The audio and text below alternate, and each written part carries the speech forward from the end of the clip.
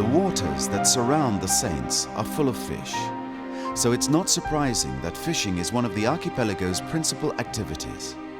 Over the years, the Saint fishermen have acquired the enviable reputation of being the most skilled in the Caribbean.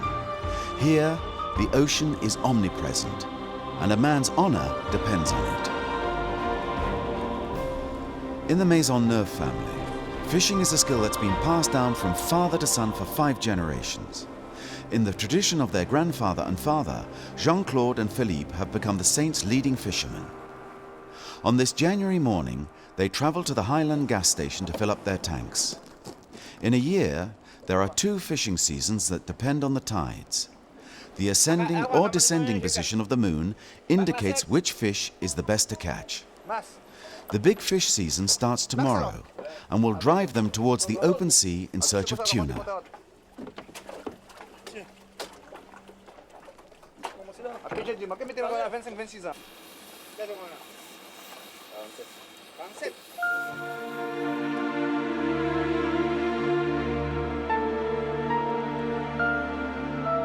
It is 5 in the morning, and the sun is slowly rising.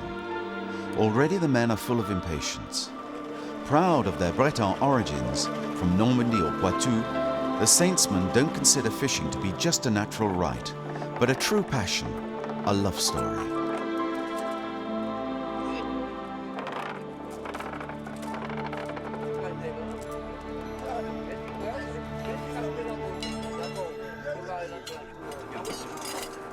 Four or 5 boats are rented, each full of 5 or 6 men who form a fishing team. The famous Saints boats are a direct result of Breton heritage. These boats have exceptional qualities, and local craftsmen have skillfully known how to preserve and modify them over the years.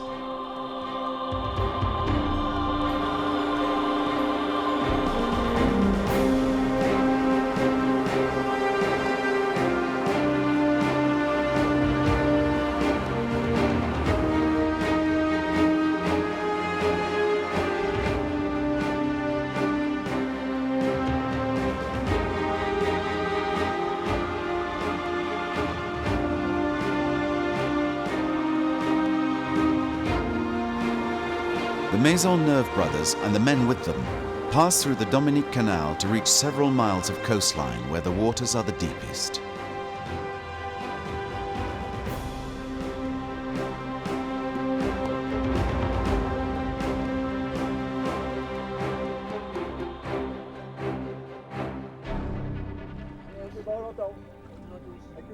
A wait of several hours follows their passage through the canal. It is time for the crew to be on the lookout for the elegant frigate birds, who will serve as guides.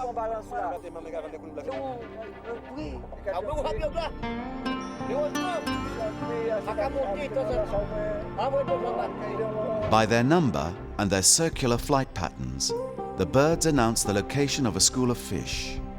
Here, fishing methods remain both traditional and natural. No radar, no sounding line, just men, the sky and the sea.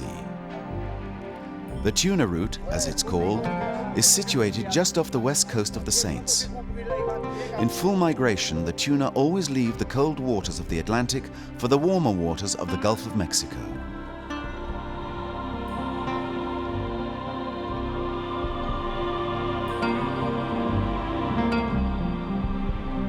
Here we go. The birds are agitated, signaling that the school of fish is passing. They indicate the direction. The other boats have to be alerted quickly to channel the school. A sense of urgency and excitement is at hand.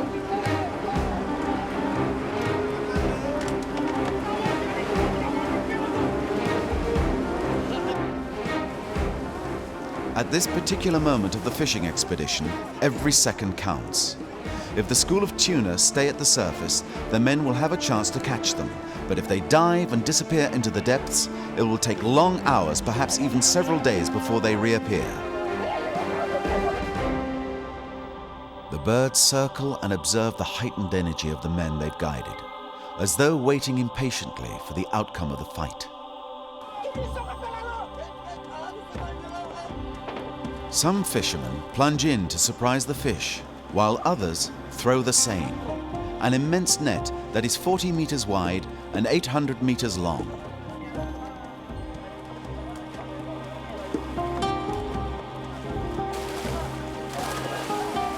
The Seine is now fully extended and forms a huge arc that must be quickly closed. Furiously, the men hit the surface of the water to keep the spool firmly within the net's diameter. The head fishermen rev their motors. Several tons of pressure will be used to pull on the nylon cords and lock the trap. But nothing is over yet. Everybody and everything is strained.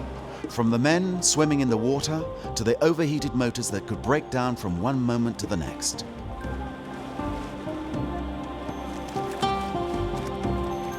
All that energy and risk for how many fish? Several tons or several hundred? A sense of anxiety sets in because the weight of the tuna caught in the meshes of the closed net may drag it towards the bottom. It's important to hurry up, even though the fishermen fasten large buoys to keep themselves afloat.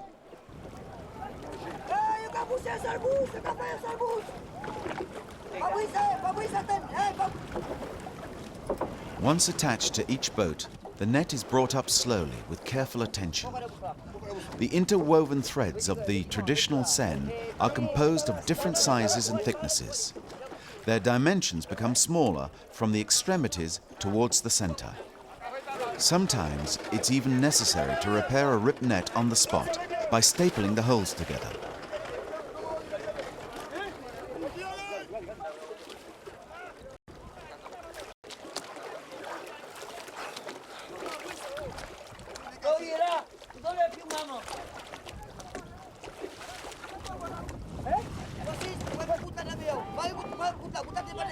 Slowly, the boats draw closer to one another. This technique, when efficient, can result in the capture of several thousand fish in only a few minutes. But the men don't yet know if the catch is a good one, so they dive successively to hand-pluck the tuna caught in the net.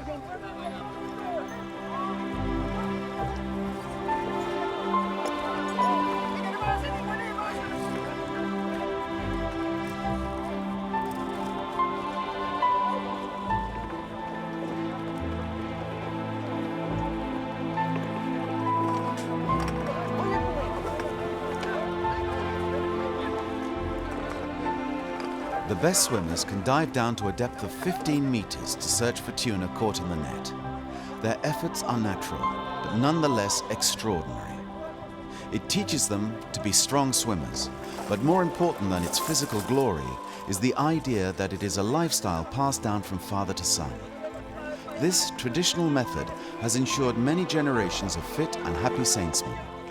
Far from the intensive fishing of large trawlers, fishermen here have a vested interest in protecting the marine bottom.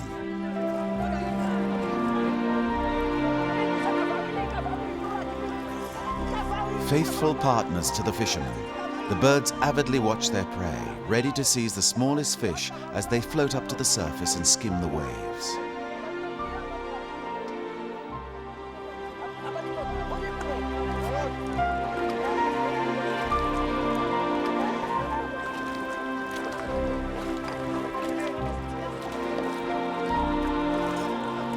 The tuna catch wasn't a disappointment. More than 3 tons of fish were caught on this first day of fishing, a good omen for the rest of the season. The fishing lasts more than several hours until the Seine is emptied. The men hurry to bring the fruits of their efforts on board.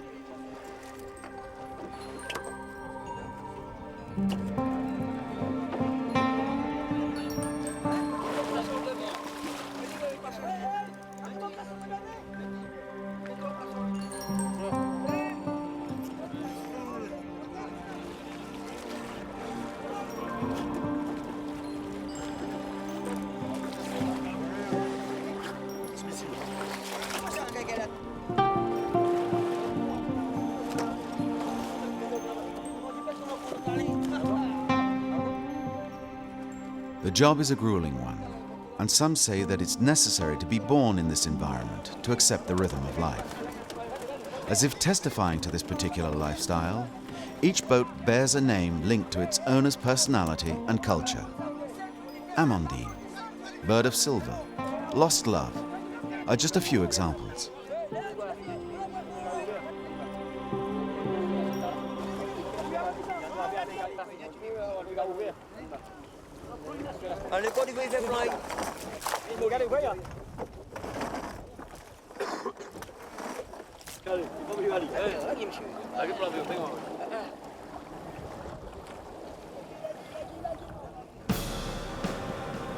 At the end of the day, the fishermen love what they do. The saintsmen are both proud and respectful of the ocean.